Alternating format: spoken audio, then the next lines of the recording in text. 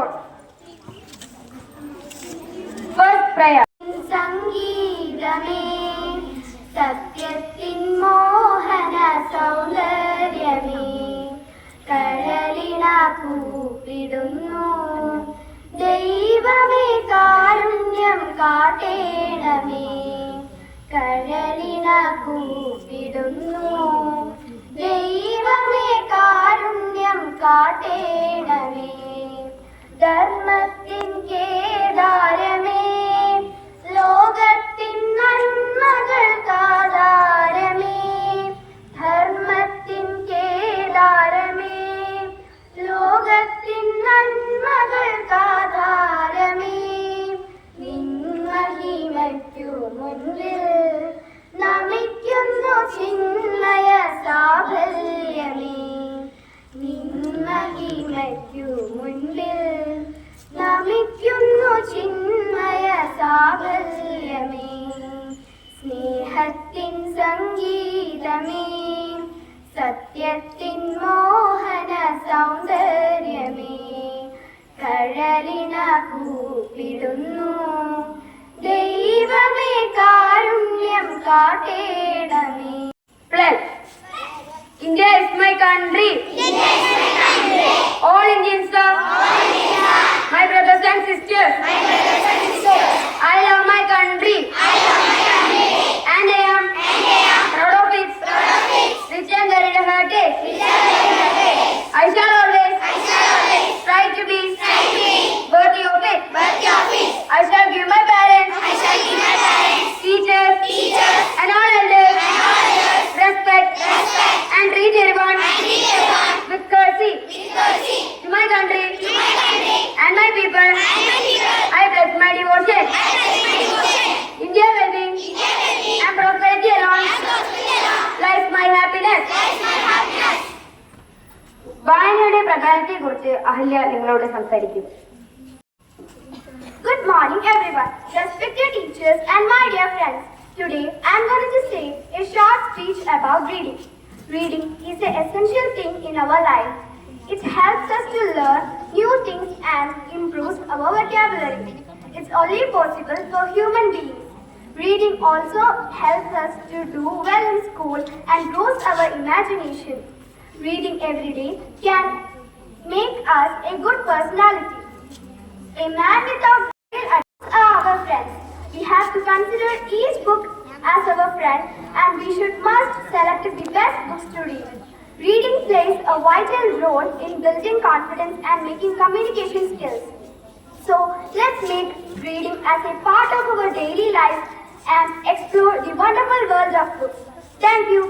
എന്ന കൃതിയിൽ നിന്നുള്ള ഒരു ഭാഗം മുഹമ്മദ് ഹാഷിറും തീർത്തയും ചേർന്ന് അവതരിപ്പിച്ചു.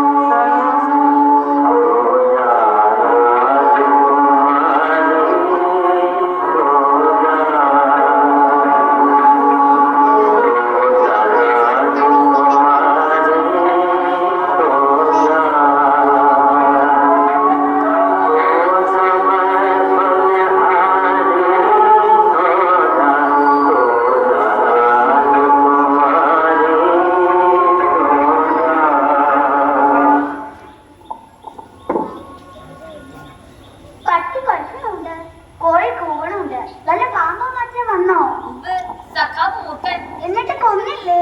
ഇല്ല, അതും അവനെ പോലെ ഈശ്വരന്റെ ഒരു സൃഷ്ടിയല്ലേ. ഇത് നല്ല കാര്യായി. നിങ്ങളുടെ കുട്ടികളൊക്കെ ഓടി നടക്കുന്ന പറമ്പല്ലേ, നിങ്ങളുടെ പറമ്പിക്കാരെ അടിച്ചു കൊന്നേക്കണം. കൊല്ലണം എന്നൊക്കെ പറയാം, കൊല്ലുകയും ചെയ്യാം. എന്നിട്ട് ജീവൻ കൊണ്ട് സൃഷ്ടിക്കാനാവുമോ? ഈ മനുഷ്യരെ മറ്റും കടിച്ചു കൊല്ലുന്ന പാമ്പുകൾ എന്തിനാ ദൈവം സൃഷ്ടിച്ചേ?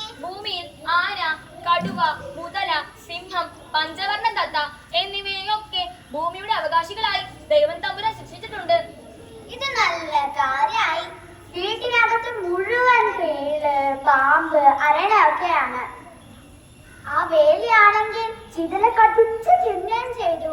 വീടിനകത്തും ഉണ്ട് ചിതല്. ആ എലിയുടെ കാര്യമാണെങ്കിൽ പിന്നെ പറയേ വേണ്ട. അറിഞ്ഞോ, ആ റേഡിയോയുടെ വയറ് എലി കടിച്ച് തിന്നിരിക്കുന്നു. അപ്പഴാ ഒരു ജന്തുപൂജ. ഞാൻ ഒരു ജന്തുവിനെ പൂജിക്കുന്നില്ല. പിന്നെ മനുഷ്യരും ചിലർ ജന്തുവിനെ പൂജിക്കുന്നുണ്ട്. അവർക്ക് അവരുടെ ഇഷ്ടം. എനിക്ക് തർക്കിക്കാൻ നേരമില്ല. ആ വരിക്കപ്ലാവിലെ ചക്ക പഴുത്ത് നിൽക്കുന്നുണ്ട്. അതാണെങ്കിൽ അണ്ണാനും കാക്കയും തിന്നാലും തുടങ്ങി. നമുക്കുള്ളത് ആകെ 2 ഏക്കർ ഭൂമിയാണ്. അതിൽ കൂടുതൽ തെങ്ങിൻ തോപ്പുകളും. അതിൽ നിന്ന് കിട്ടുന്ന വരുമാനം മതി നമുക്ക്. ബാക്കിയുള്ളത് അവരനുഭവിക്കട്ടെ. നിങ്ങളൊരു കാര്യം ചോദിച്ചാൽ നിങ്ങൾ മുഷിയോ? ഇല്ല. നിങ്ങൾക്ക് കല്യാണം കഴിച്ച് കുട്ടികളായി താമസിക്കുന്നതിന് ഭേദം വല്ല ഗുഹയിലും പോയി താമസിച്ചൂടെ? ഓ ശരി. പിന്നെ തിന്നാനും കുടിക്കാനും പുറമാൻ തരാനും നീ ഉണ്ടെങ്കിൽ ഏത് ഗുഹയിൽ പോയി ജീവിക്കാനും ഞാൻ തയ്യാർ. ആണോ? എന്നാലേ ഉമ്മക്ക് ഉമ്മയുടെ വീടിനാ പോവാം. പക്ഷെ അവിടെ പാമ്പ്, തേരട്ട എന്നിവയൊന്നും ഉണ്ടാവാൻ പാടില്ല. ഉമ്മയുടെ വീട്ടിലോ പറമ്പിലോ കയറി അതിനൊക്കെ തല്ലി കൊന്നേക്കണം. ഇങ്ങനെ പോയാൽ നിന്നെ പോലെ ചിന്തിക്കുന്നവർ ഇവറ്റകളെയൊക്കെ കൊന്നെടുക്കും. അവസാനം മനുഷ്യർ മാത്രം ബാക്കിയാകും. അവസാനം ആ വരും ചത്തൊടുങ്ങും. ആണോ? എനിക്ക് തർക്കിക്കാൻ നേരമില്ല. ആ പ്ലാവിൽ ഏന് വെച്ച് കയറി ചക്ക ഇന്ന് ഇട്ടില്ലെന്നാ ഇമ്മക്കും ഇവിടെ കുട്ടികൾക്കും പശുക്കൾക്കും തിന്നാം.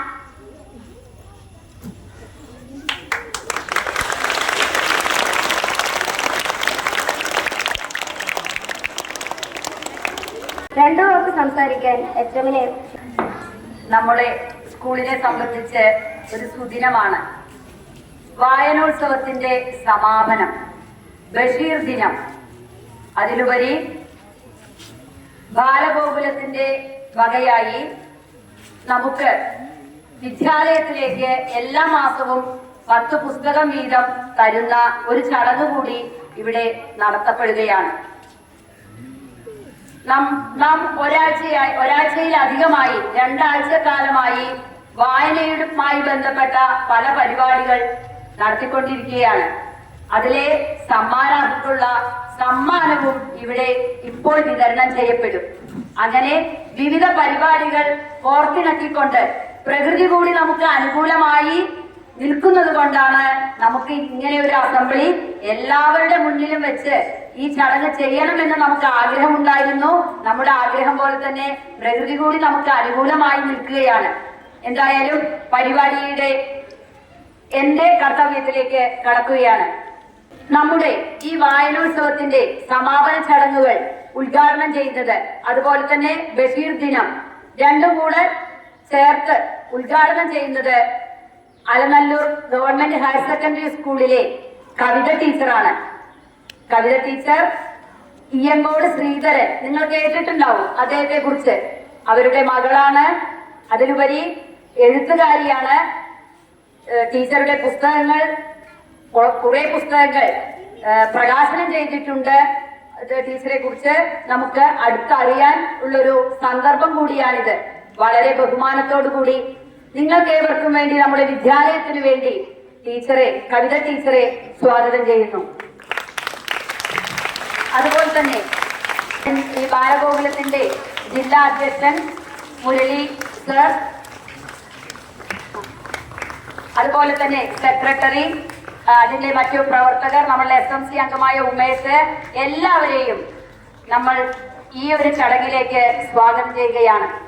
അതുപോലെ തന്നെ ആശംസ അർപ്പിച്ച് സംസാരിക്കുന്ന സ്റ്റാഫ് സെക്രട്ടറി, നന്ദി അറിയിക്കുന്ന നമ്മുടെ വിദ്യാരംഗം കോർഡിനേറ്റർ ആയിട്ടുള്ള ബിനി ടീച്ചർ, അതുപോലെ സഹപ്രവർത്തകർ, കുട്ടികൾ, SMC അംഗങ്ങൾ, അഭ്യുദയകാംക്ഷികൾ എല്ലാവരെയും ഈ ചടങ്ങിലേക്ക് സന്തോഷപൂർവ്വം സ്വാഗതം ചെയ്യുന്നു. ഈ പരിപാടിയുടെ വായനോത്സവത്തിന്റെ സമാപനവും ബഷീർ ദിന ഉദ്ഘാടനവും നിർവഹിക്കുന്നതിന് വേണ്ടി സന്തോഷത്തോടു കൂടി കവിത ടീച്ചറെ ക്ഷണിക്കുന്നു. സ്നേഹം നിറഞ്ഞ എടത്തറ സ്കൂളിലെ എൻ്റെ കുഞ്ഞു കൂട്ടുകാരി, നല്ല ചന്തം കേട്ടോ എല്ലാവരെയും കാണാം. നല്ല സുന്ദരന്മാരും സുന്ദരികളൊക്കെ ആയിട്ട് നിൽക്കുന്നുണ്ട്. ഉറൂബ് പറഞ്ഞിട്ടുണ്ട് സുന്ദരിമാരും സുന്ദരികളും ആണെന്ന്, അല്ലേ? ഇത്ര ഭംഗിയില്ല. അപ്പൊ സുന്ദരിമാരൊക്കെ ഒന്ന് കൈയടിക്കുക. സുന്ദരന്മാരോ? ഈ ശബ്ദം ശബ്ദം എപ്പോഴും ഉയർന്ന് കേൾക്കണം നിങ്ങളുടെ ഇടയിൽ നിന്ന്. ഈ ഒരു ശബ്ദമാണ് മതി. ഈ ഒരു ശബ്ദമാണ് എപ്പോഴും കുട്ടികളുടെ ഇടയിൽ നിന്ന് ഉണർന്ന് കേൾക്കേണ്ടത്, എപ്പോഴും ഉയരേണ്ടത്. പുതിയ കാലത്തിലേക്ക്, പുതിയ ലോകത്തിലേക്കാണ് നിങ്ങൾ ഓരോരുത്തരും മുന്നോട്ട് പോകുന്നത് അല്ലേ? സഹായിക്കാൻ നിങ്ങളുടെ അധ്യാപകരുണ്ട്, നിങ്ങളുടെ രക്ഷിതാക്കളുണ്ട്. അപ്പൊ അതിനൊരു സഹായമായിട്ട് കൂടി നമ്മൾ എന്തിനൊപ്പം കൊണ്ടുപോകണം? വായനയും കാഴ്ചയൊക്കെ കൊണ്ടുപോകണം. അപ്പൊ നിങ്ങളിവിടെ ഒരു ചെറിയൊരു സ്കിറ്റ് കണ്ടു അല്ലെ? നിങ്ങളെ കൂട്ടുകാരല്ലേ അവതരിപ്പിച്ചത് അല്ലേ? നല്ല ഭംഗിയായിട്ട് അവതരിപ്പിച്ചു. ബഷീറിന്റെ ഭാര്യയൊക്കെ ആയിട്ട് വളരെ ഭംഗിയായിട്ട് നന്നായിട്ട് ഇവിടെ അവതരിപ്പിച്ചു. അതിൽ എന്ത് സന്ദേശമാണ് നിങ്ങൾക്ക് കിട്ടിയത്? ഭൂമിയിലെ എല്ലാ ജീവജാലങ്ങൾക്കും ജീവിക്കാൻ അവകാശമുണ്ട് എന്ന് അല്ലെ? ഒരു ഉറുമ്പിനാണെങ്കിലും ഒരു ആനയ്ക്കാണെങ്കിലും മനുഷ്യനാണെങ്കിലും ജീവിക്കാൻ അവകാശമുണ്ട് എന്ന് നമ്മളെ പഠിപ്പിച്ച ഏറ്റവും മഹാനായ ഒരു എഴുത്തുകാരന്റെ ചരമദിനമാണ് ഇന്ന്. ഇന്ന് കേരളം ആ എഴുത്തുകാരന്റെ ചരമദിനം ആഘോഷിക്കുകയാണ്. സ്കൂളുകളിലൊക്കെ ഒരു ധാരാളം പരിപാടികൾ നടത്തുന്നുണ്ട്. ഇതൊക്കെ എന്തിനു വേണ്ടിയിട്ടാണ്? നല്ല മനുഷ്യരായി മാറാനാണ്. അപ്പൊ എല്ലാ കുഞ്ഞുമക്കളും നല്ല മനുഷ്യരായി മാറട്ടെ. ആ നല്ല മനുഷ്യത്വം നിങ്ങളിലേക്കും നിങ്ങളുടെ കുടുംബത്തിലേക്കും സമൂഹത്തിലേക്കും ഒക്കെ പകരട്ടെ എന്ന് ആശംസിക്കുന്നു. ഈ ചടങ്ങ് ഉദ്ഘാടനം ചെയ്യാനാണ് വിളിച്ചത്. ഉദ്ഘാടനത്തിന് പ്രസക്തിയൊന്നുമില്ല, കുട്ടികളോട് സംസാരിക്കുക എന്നുള്ളതാണ് ഏറ്റവും വലിയ സന്തോഷം. അപ്പോൾ നിങ്ങൾക്ക് വായിക്കാനും ബഷീറിനെ അറിയാനും മറ്റു എഴുത്തുകാരെയൊക്കെ അറിയാനും ഞാൻ കുറച്ച് പുസ്തകങ്ങൾ നിങ്ങളുടെ വിദ്യാലയത്തിലേക്ക് സംഭാവന തരുന്നുണ്ട് എൻ്റെ വകയായിട്ട്. എല്ലാവരും ആ പുസ്തകങ്ങൾ വായിക്കണം. നല്ല വിദ്യാർത്ഥികളായി സമൂഹത്തിന് നല്ല ആളുകളായി മാറാൻ പ്രയത്നിക്കുകയും വേണം. എല്ലാവർക്കും സ്നേഹം നിറഞ്ഞ ആശംസകൾ. അപ്പൊ നിങ്ങൾക്ക് വേണ്ടിയിട്ട് നിങ്ങളെ എച്ചമിനും പിന്നെ നിങ്ങളുടെ സ്കൂളിൽ നിങ്ങളുടെ പ്രിയപ്പെട്ട മിനി ടീച്ചർ ഉണ്ടല്ലേ? ടീച്ചറെ നിങ്ങൾ സ്കൂളിൽ കാണേണ്ടു. പുറത്തൊക്കെ ടീച്ചർ വലിയ എഴുത്തുകാരിയാ, അറിയില്ലേ? അപ്പൊ ആ ടീച്ചർക്കും മിനി ടീച്ചർക്കും എച്ചമിനും ആയിട്ട് ഞാൻ ഈ പുസ്തകം കൈമാറുന്നു.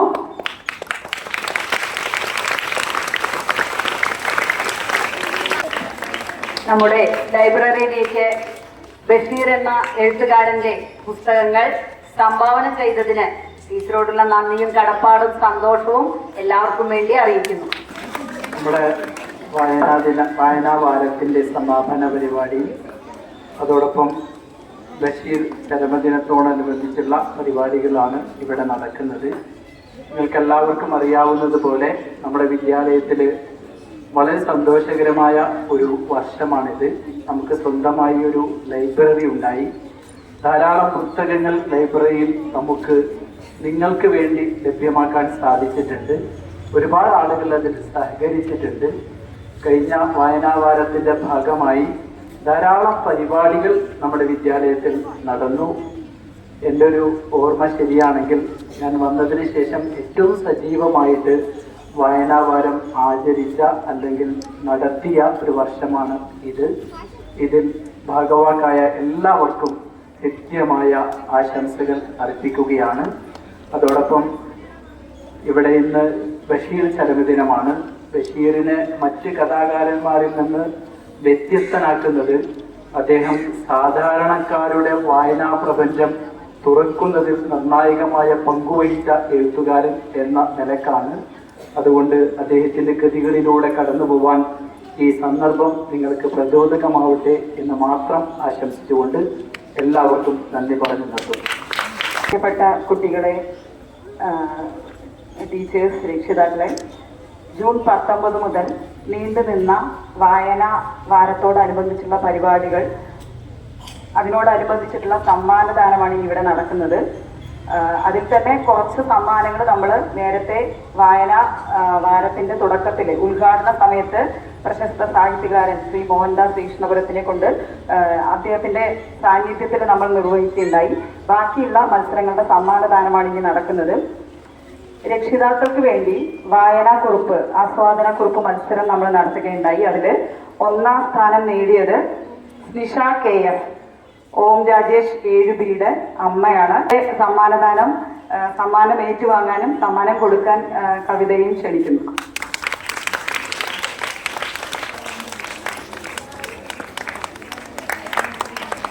രണ്ടാം സ്ഥാനം ശരണ്യ CR, ആദിത്ത് 4-7 മദർ. 3-ാം സ്ഥാനം ഭാവന KS, ജുവാൻ M 2B അമ്മയാണ്.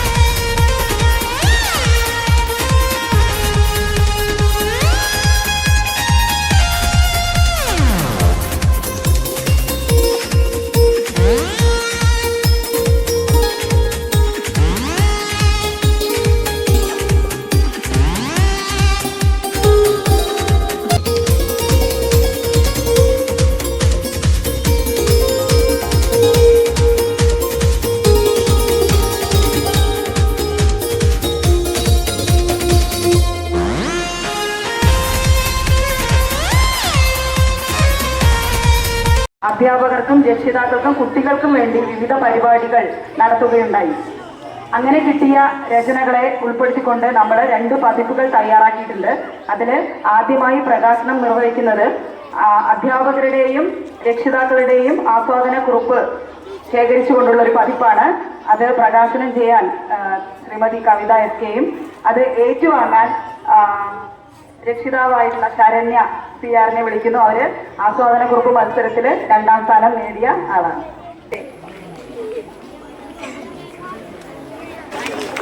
കുട്ടികളുടെ പതിപ്പ് പ്രകാശനം ചെയ്യാൻ കവിത ടീച്ചറെയും ഏറ്റുവാങ്ങാൻ കഥാരചനയിലും കവിതാരചനയിലും 1ാം സ്ഥാനം നേടിയ നമ്മുടെ സ്കൂൾ ലീഡർ കൂടിയായ മുഹമ്മദ് ഹാഷിറിനെ ക്ഷണിച്ചുകൊള്ളുന്നു.